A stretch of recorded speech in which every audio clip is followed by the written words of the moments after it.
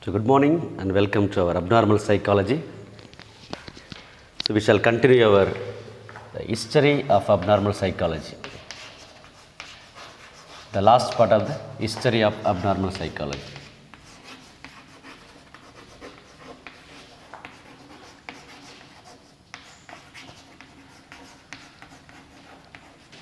So we are seeing how the abnormal psychology has developed over the years. Started from the Stone Age to the Middle Age, the modern times. Now we shall see some of the later developments. So start the Dix and the beginning of the mental hygiene movement. Something called Dix and the beginning of the mental hygiene movement. Dix and the beginning of the mental hygiene movement.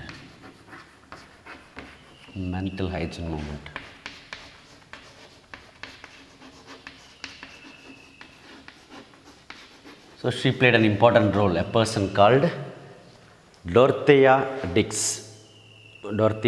She played an important role in the development of the abnormal psychology. Dorothea Dix, that's her name, Dorothea Dix.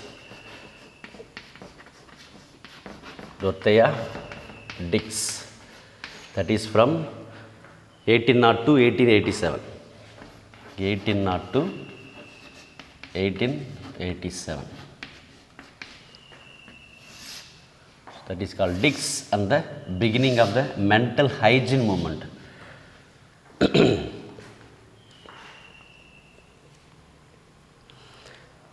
She carried out a kind of jealous campaign. This person, Dorothea Dix, she carried out a jealous campaign, very animated movement, carried out a zealous campaign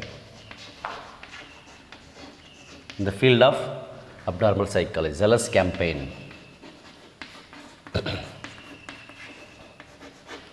So she carried out a jealous campaign between the years 1841 to 1881.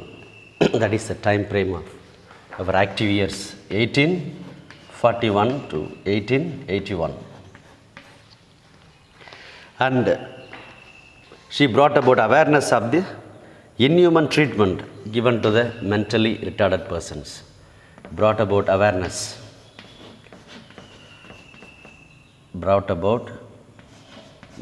the through her movement, through her jealous campaign, she brought out the awareness. She brought out the awareness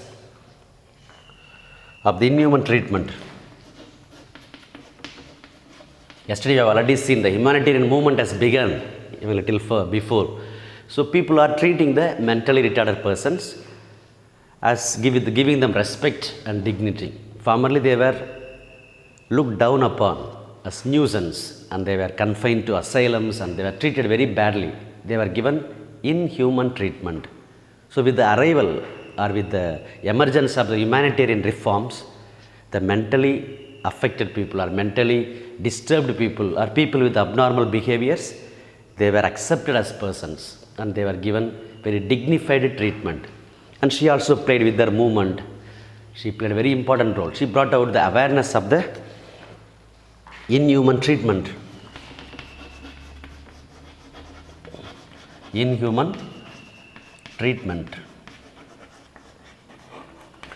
to the mentally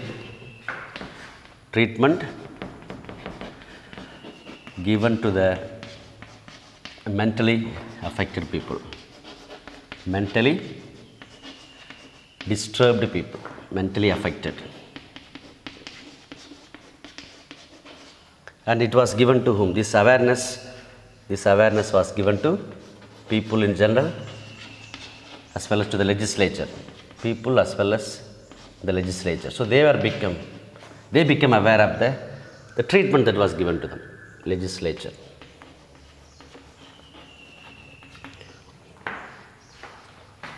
And this person, Dorothea Dix, she raised millions of dollars to build hospitals for the mentally affected people, raised millions of dollars. That is important contribution of this person. Millions of dollars. A lot of money has been raised to build suitable mental hospitals. To build suitable mental hospitals. Suitable mental hospitals.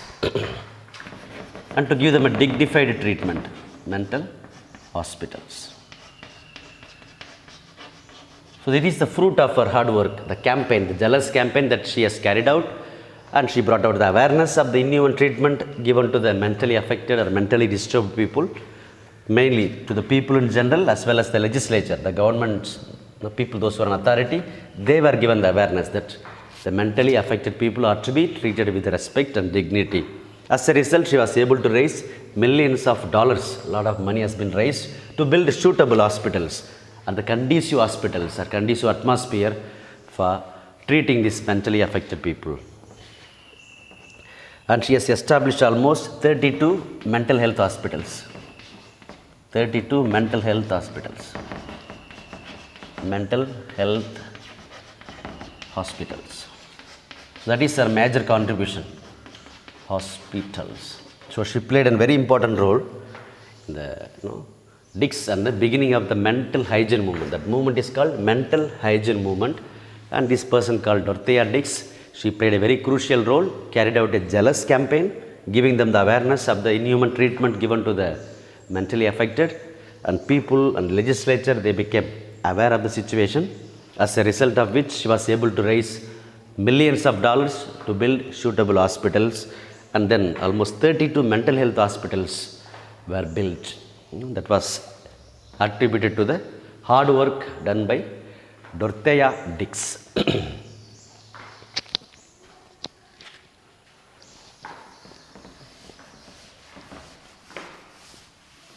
Dorothea Dix. Next, we shall see the foundation of the 20th century views. What happened? It is in the 19th century, the person, Dorothea Dix, made her contribution. And now we shall see the 20th century, the foundation of the 20th century views. The foundation of the 20th century.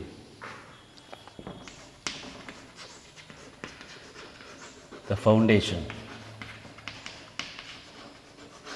of the 20th century.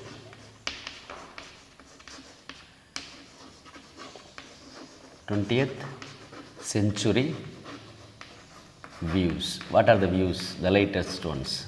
20th century, the last centuries. Foundation of the 20th century views. So, change of attitude towards the mental health. That is the major changes. The change of attitude. So, there is a gradual development in terms of understanding this mental health or understanding of treatment given to the mentally affected individual. So, there is a change of attitude towards the mental health. Change of attitude. Change of attitude towards mental health. Towards mental health.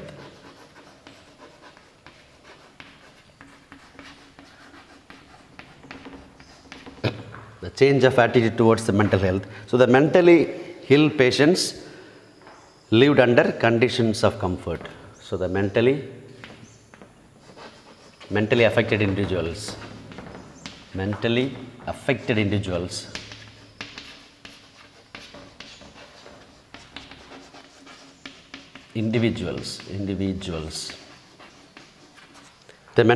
individuals lived under conditions of comfort.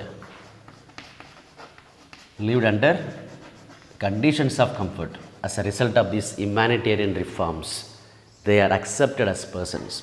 They lived under conditions of comfort. I mean, they were given comfort, conditions of very conducive atmosphere, conditions of comfort. That is a major change. They are able to experience the comfort when they are accepted as persons. And they are also had freedom from abuse. Formerly, they were abused so much physically and mentally. They have been tortured. Even they were identified, punished and killed because they thought they were making impact with the devil. It is a part of demonic possession. So people wanted to just get rid of the mentally retarded people or mentally affected individuals. Now, because of these humanitarian reforms, they were accepted as individuals, as human beings, and there is a change of attitude in terms of viewing these people affected with abnormal behaviors. And mentally affected individuals, the persons, they were able to live under conditions of comfort, and they had freedom from abuse. So no more abuse. They are freedom from abuse they were able to experience. But still the people were, okay, so the freedom from abuse, that is the main one. Freedom from abuse, and they had comfort. So this is the major development in the 20th century. Now we shall see the growth of the scientific research at this time. The growth of the scientific research. So scientific research is slowly developing. Formerly they did not have proper scientific inquiry. So now the scientific research is developing slowly in this field of abnormal psychology. So the growth of scientific research.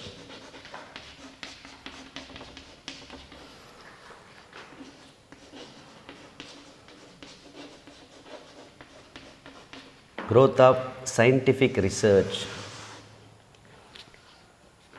So this 20th century is a time of great technological discoveries and acknowledges and advances. So it is a time of great technological discoveries.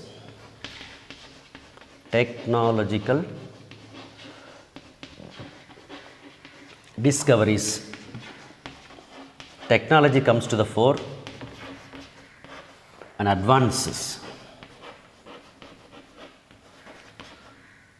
So this is a time of great technological discoveries and advances in the field of abnormal psychology. So abnormal psychology is entering a new phase now, a phase of technology, a phase of scientific research, and new discoveries have been made, mainly technological discoveries, and they were able to advance. They are able to understand the nature of this abnormal behavior and the nature of the treatment or possible treatment that would be given to the people affected with abnormality. So in the field of abnormal psychology, in the field of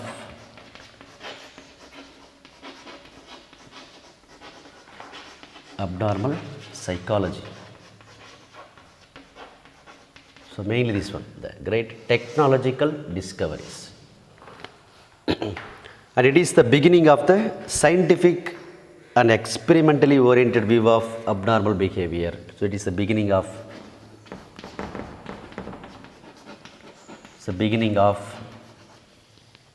scientific and experimentally oriented. Scientific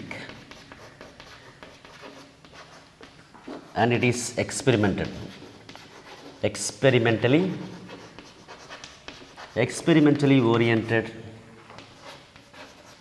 view of abnormal behavior. Experimentally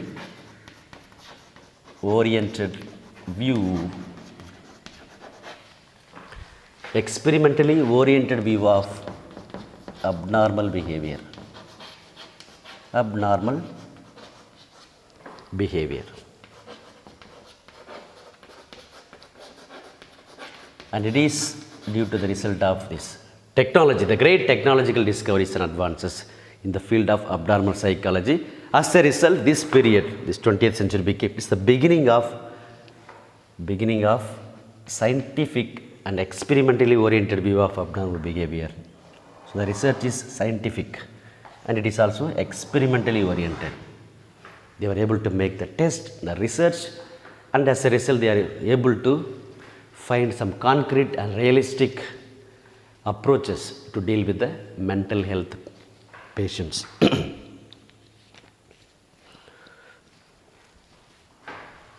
So that is in general, it's a general view of the 20th century. Now we shall look into some of the important personalities who made a vital contribution in the field of history of abnormal psychology, especially in the 20th century.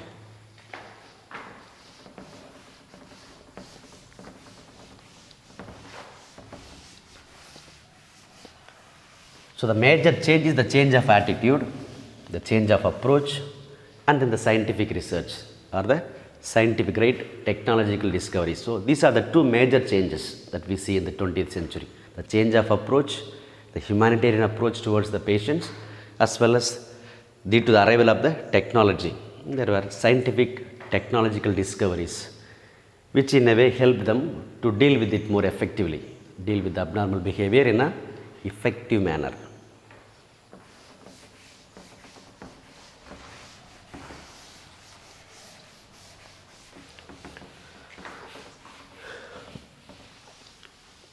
We shall see some of the important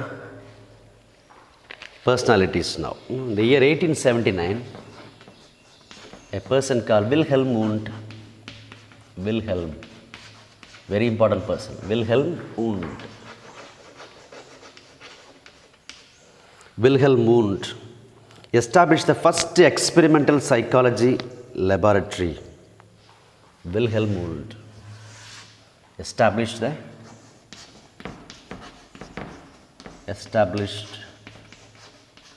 first experimental psychology. First experimental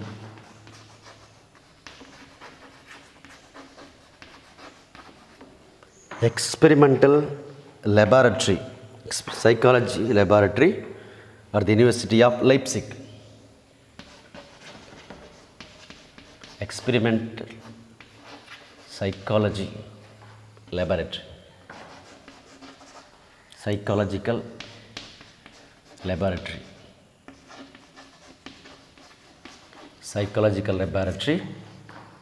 the University of Leipzig in Germany. At the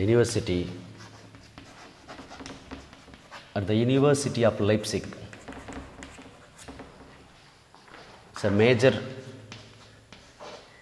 contribution of Wilhelm Wundt. University of Leipzig in Germany.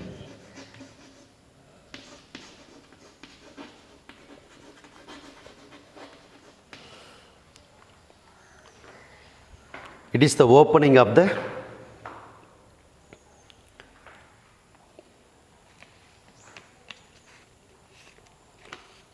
it is called as a beginning of the modern psychology, with the foundation of this psychological laboratory, the experimental psychological laboratory at the University of Leipzig, established by Wilhelm Wundt. This particular moment in the history of the abnormal psychology is considered as the opening or the beginning of the modern psychology. It's the beginning of the modern psychology. Very crucial moment. Beginning of the modern psychology.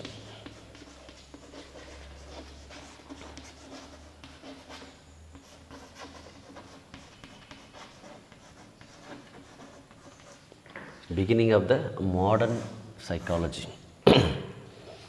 That's why he is known as the father of psychology. Wilhelm Wundt is known as the father of psychology.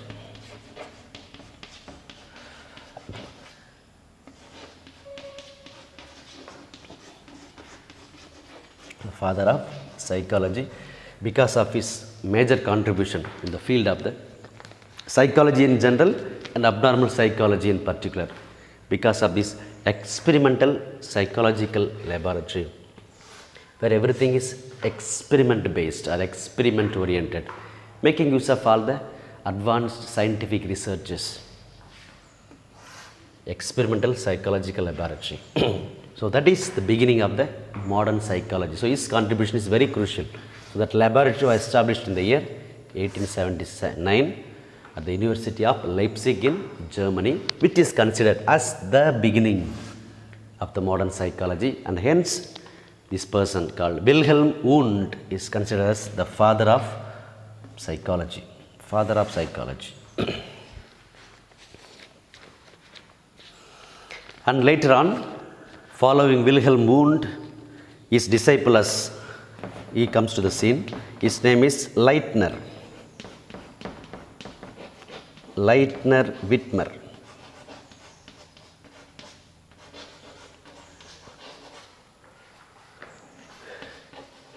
1867 to 1956.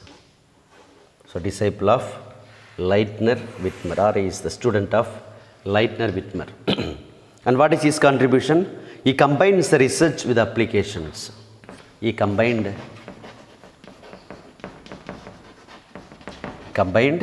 research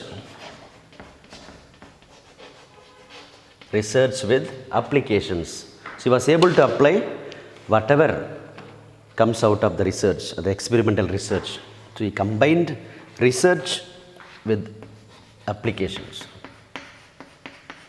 So all the research or the discoveries, scientific discoveries were applied in the concrete field. Combined research with applications. So that is his major contribution, combining both research with applications. And he established the first psychological clinic in the US at the University of Pennsylvania. He established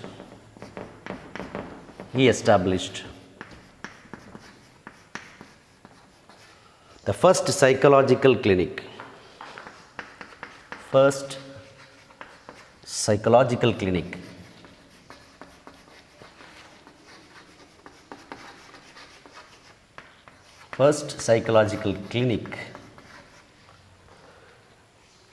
In US at the University of Pennsylvania. In US at the University of Pennsylvania.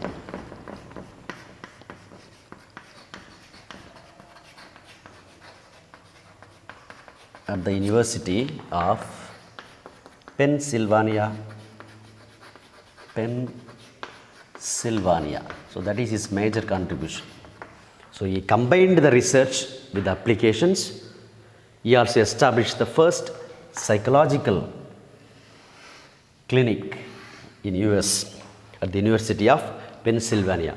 Wilhelm Wundt, he established the first experimental psychological laboratory at the University of Leipzig in Germany, whereas his disciple Leitner Whitmer, he established the first psychological clinic in US at the University of Pennsylvania.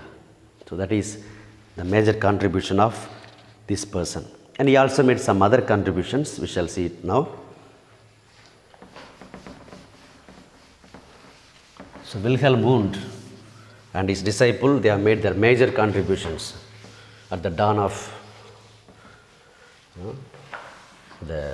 towards the end of the 19th century and the beginning of the 20th century.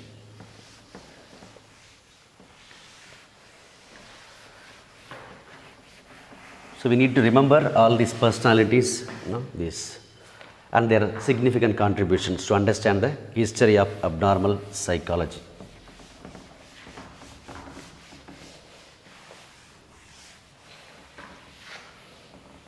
So our Leitner Whitmer, he made some other contributions too. That is, he focused on the problem of mentally deficient children. We are still with this person, Leitner. Leitner Whitmer.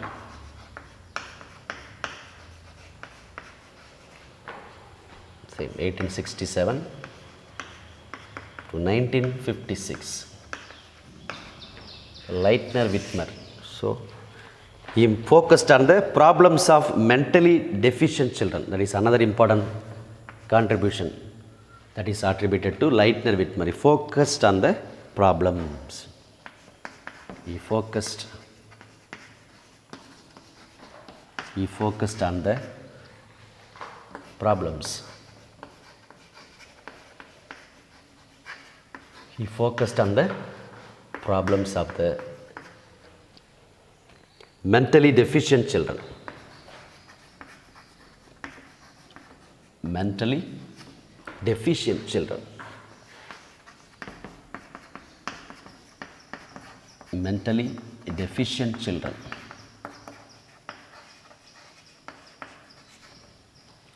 In fact, he is the first one to focus on this mentally deficient children. Through research and therapy, as we have seen, he is the one who applies all the researches, he combines the research with the applications. So, through research and therapy, he was able to do this through research and therapy. Through research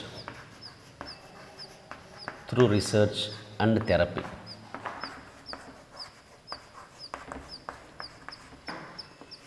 So, through research and therapy, Leitner Whitmer, he focuses on the problems of the mentally deficient children or mentally affected children. And as a consequence, as a follow-up of this, there came up other clinics. Chicago Juvenile Psychopathic Institute was established. So after his time, the Leitner Whitmer, he focused on this, mentally deficient children. As a follow-up, several other clinics followed in US. That one of the important clinic that came into existence was Chicago Juvenile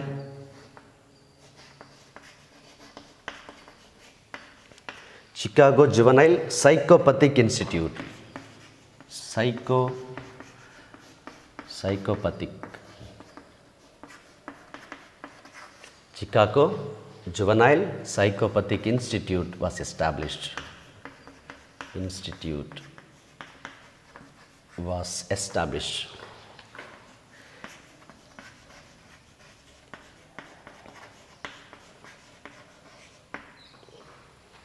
In the year 1909 by William Healy. It's another person, one who comes after Leitner Whitmer in the field of abnormal psychology. Is called William Healy, established in the year 1909. So during his time, the person called William Healy.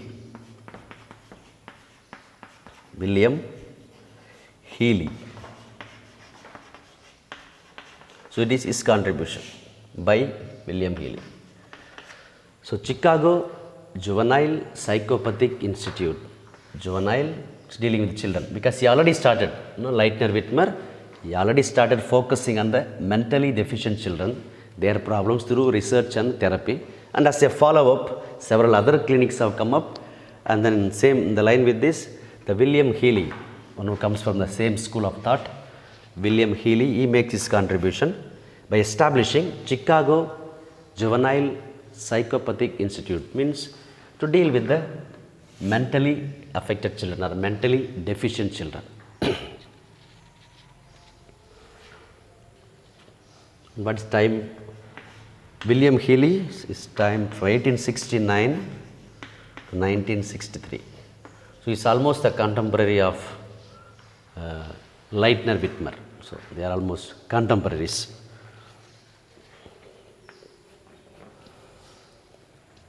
And he described juvenile delinquency as a symptom of the phenomenon of urbanization. This William Healy, he described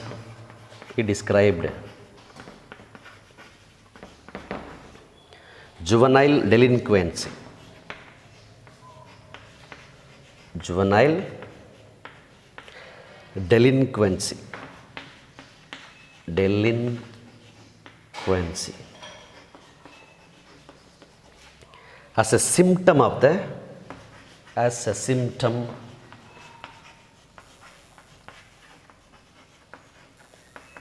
As a symptom of the phenomenon of urbanization. As a symptom of the phenomenon of urbanization.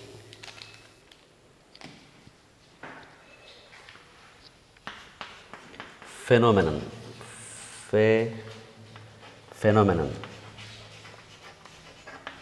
He speaks about urbanization.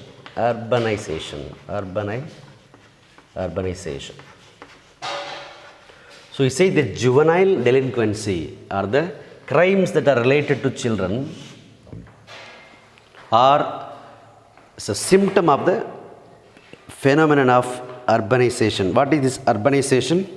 It's urban culture Urban planning and social change, that is urban culture. Urbanization means urban culture, city culture. Urban culture, urban plannings, urban planning and social changes. So as a result of this, the children are developing criminal behaviors because of the changes, rapid changes, the urban culture, urban planning and the social changes. So that is his view.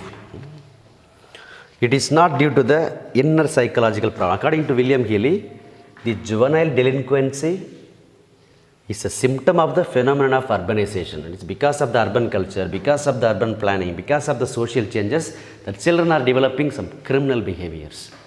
It is not because of the inner psychological problem. That is his view. Not due to the inner psychological problems. This juvenile delinquency is not due to the inner psychological problems. Not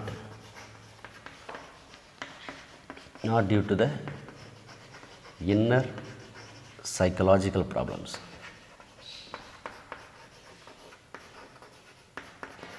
That is understanding of William Healy, psychological problems.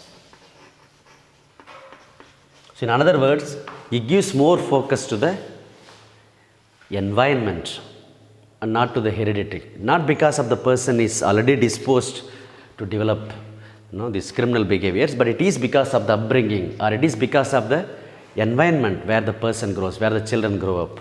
It is because of that they develop this criminal behavior, juvenile delinquency. Let us try to understand this word, juvenile delinquency, which means it's a participation. It's the minor children committing crimes, minor children between the age of 10 and 17, their involvement in the criminal behaviors. So that phenomenon is called juvenile delinquency. So it means participation. Participation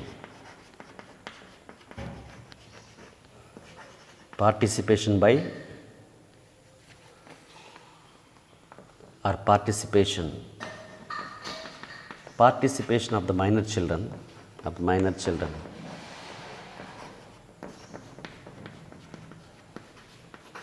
minor children means between the age of 10 and 17, those children, in illegal behaviors and activities, in illegal behaviors and attitudes and actions.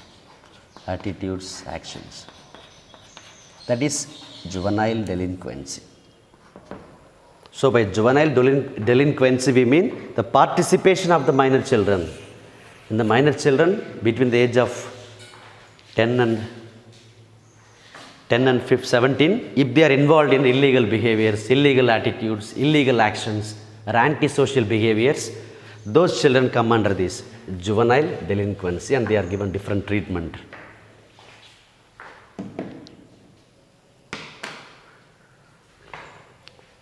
And William Healy is dealing with this, the establishment of Juvenile Psychopathic Institute. And in his understanding, from his research, he came to this conclusion that this juvenile delinquency or the psychopathic behavior that is found in the minors, that is children aging from 10 and 17, between this age, that is the phenomenon of urbanization. That is because of their upbringing, because of the culture where they are brought up. So by urbanization we mean the urban culture, the city culture, the urban plannings and the social changes.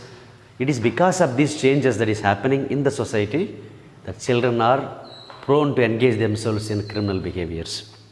So that particular, and it is not because of the inner psychological problems. In another words, he is speaking about giving importance to nurture over the nature, which you have already seen. Nurture is the environment where the person grows up. So he gives importance to the nurture over the nature.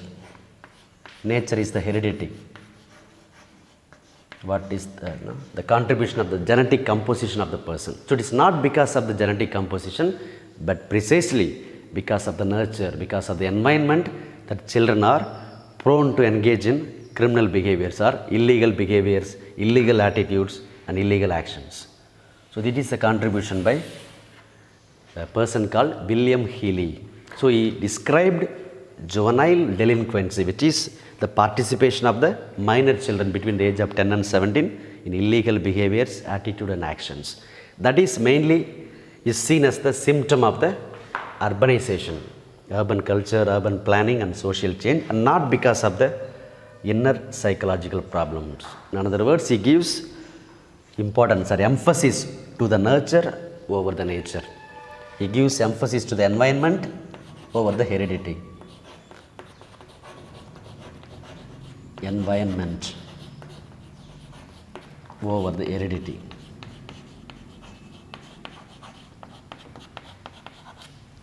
But we know that both of them are equally important. No? Heredity is as important as the environment, and nature is as important or equally important as the nurture. So both equally contribute for our behaviors. But it is understanding of William Healy, he tends to take side with the environment, to the nurture over the nature. So this is the main contribution or major contribution by William Healy. So now we have a general understanding about the significant developments of the 20th century.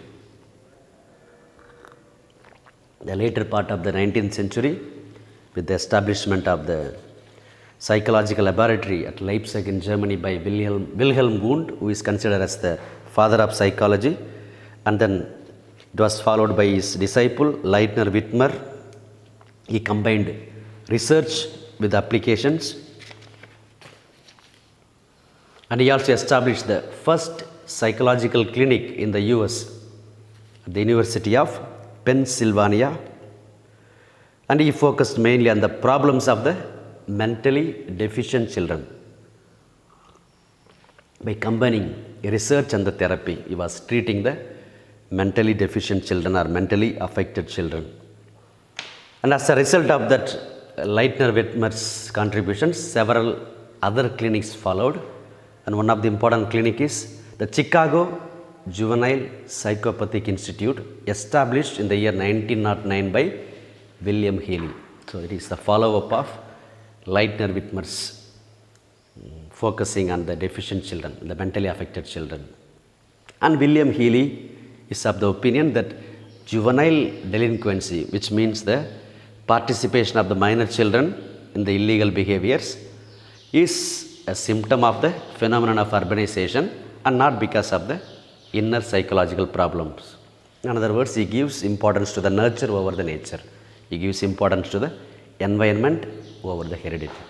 So this is sum and substance, the history of abnormal psychology. It is very vast, but we are trying to highlight only the important aspects, important personalities and the figures and their main contributions to the field of abnormal psychology. So with that, we end this history of abnormal psychology, and the unit 1 also comes to end. Thank you.